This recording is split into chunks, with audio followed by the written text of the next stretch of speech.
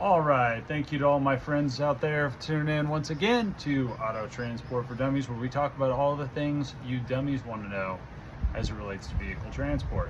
So in this video, we're going to be talking about a simple thing that honestly probably all of you feel at this point if you've engaged services to have your vehicle transported. That is, of course, the service quality. Why is the service quality so shitty? Why is it so subpar? Why are the trucking companies seemingly have all bad ratings and bad reviews? Why do the brokerages typically have bad ratings and bad reviews? So that's what we're going to get into. So the vast majority of people have a very unrealistic perspective as to what they should be getting when it comes to shipping a vehicle in terms of service, that is. And this might come off somewhat as a political sort of discussion on this topic, but there's no way to avoid it really.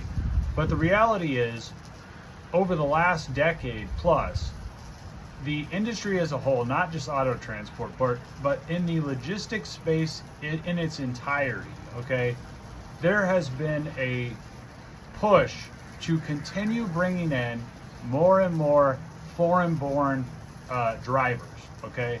And the purpose for that, of course, is to keep rates sort of like artificially low, which is what they've done.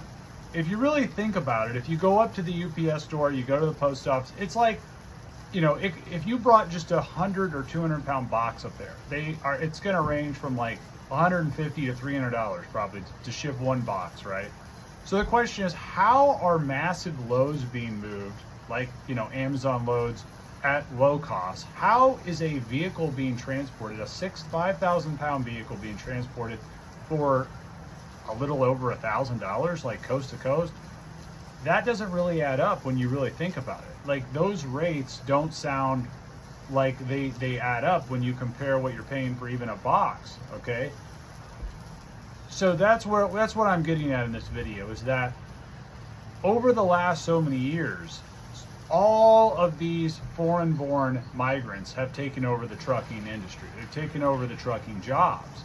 So all of your red-blooded Americans that used to drive trucks that you would see at the truck stops, they're long gone. They're out of the industry. They cannot afford to work in the industry at the rates where they're at. That's why there's none left. So if you go to the local Love's, you go to a truck stop near you, a Pilot, whatever, you're gonna have a hard time probably even finding one driver that looks like me in a 1 hour basis if you just watch the drivers come in and out of the fuel stop. Now, I'm exaggerating a little bit, but it really is the case. I mean, they're coming from Somalia, they're coming from Nigeria, they're coming from Pakistan, they're coming from Russia, they're coming from Ukraine, they're coming from all over the place, but not the US, okay? And so what that has led to is a massive drop in service quality, because one, they are foreign born, they might not know the language, it's a new job for them, and then two, the rates are just trash. Like, they are not getting paid a rate that really makes any sense. So the reality is, you guys have to understand out there, when you ship a car, okay, and you get a quote on whatever website, these are basically baseline economy type rates, okay? This is going to get you a ticket on Spirit Airlines to get that vehicle moved. The service quality is just not there. It's not going to be there. Now, will the vehicle get there safely and make it close to what you're asking for? Most of the time, yes. But if you're wanting specific dates, if you're wanting calls, daily updates, if you're wanting all kinds of add-ons, okay, you might as well just forget about it. It's just not going to happen at those baseline rates. Those companies are struggling to even find people to fill the truck, if they can find anyone. And if they find anyone, it's almost always a foreign-born worker who's willing to work for, let's be honestly, like below minimum wage, probably, if you added up all the hours that they spend in the truck. So that's what the reality is in the U.S. today as it relates to auto transport and some of the other areas of logistics, but it's very unique with auto transport because it's one of the few areas where a retail client is dealing directly with a trucking company and a driver. And most of the time with Amazon, you don't see that because they've got a local terminal, then they got delivery vans, and the guy who shows up is driving a delivery van. It's not the same thing. It's like a local kid or local, but even those jobs mostly seem like they're going to migrants also as of late. So this is just the reality in the logistics space, and I feel like a lot of people get frustrated, especially, let's just say, some of the people that have grown up kind of prior to my generation and expect this 1950s level service. But you got to realize it's just not there. It's not there because of political policies that have led to the artificial, breakdown in logistics rates.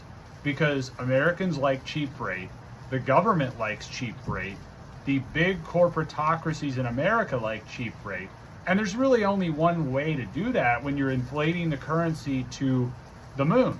You've got to continually bring in people willing to work for less and less and less. And honestly, I can be so honest about this, like if I went back 5-6 years to when I was hauling cars, the rates have not even changed. Like they have not gone up at all. Like from 5 years ago when I was hauling cars regularly, it's the same money as it is right now on a dollar per dollar basis, same money. It has not even shifted almost at all. Okay, and depending on the point of the year, it actually might even be less than what I was making 5 years ago, because of how many people have been brought in. So, we can debate the pros and cons of all this all day, but you just cannot expect a super high level of service from the actual trucking companies. It just isn't, it's not there.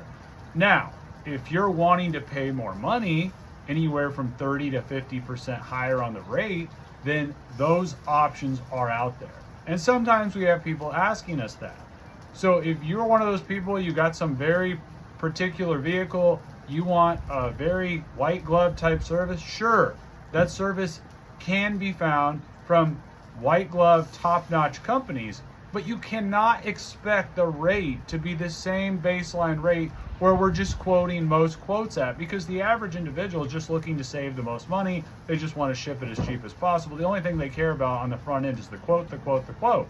Just like when you go to UPS, nobody's asking like, oh, well, what kind of truck is my box going to be on? Like, nobody sees this activity in action. Nobody sees it. This is one of the only industries, vehicle auto transport, where people actually get to see what's going on, with what kind of truck it is, what kind of driver it is, how they communicate. I can't even really think of another one. All the rest of logistics is like business to business, warehouse to warehouse, industrial to industrial, government contracts. It's not to the public. It's not in front of the public. So it's a very unique industry in that way. So when you guys are getting quotes, you're setting up your transport, you just have to understand these realities. And if you're looking for some higher level service, like I said, it's out there if you're one of those people, but just don't expect it to come at the same baseline economy rates where we're quoting everything else at. Okay. So anyway, with that, I'll leave you guys at it.